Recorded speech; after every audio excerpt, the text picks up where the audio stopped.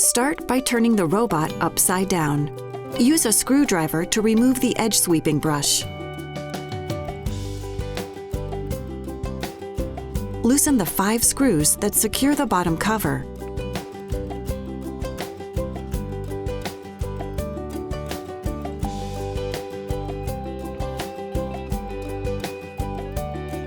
Remove the bottom cover.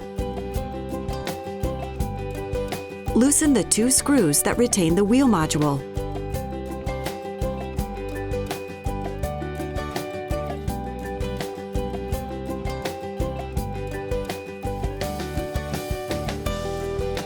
Remove the wheel module. Reinstall the new wheel module and tighten the 2 screws.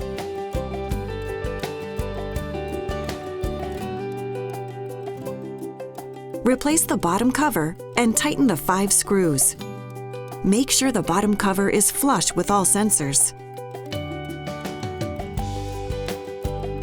Replace the edge sweeping brush and tighten the screw.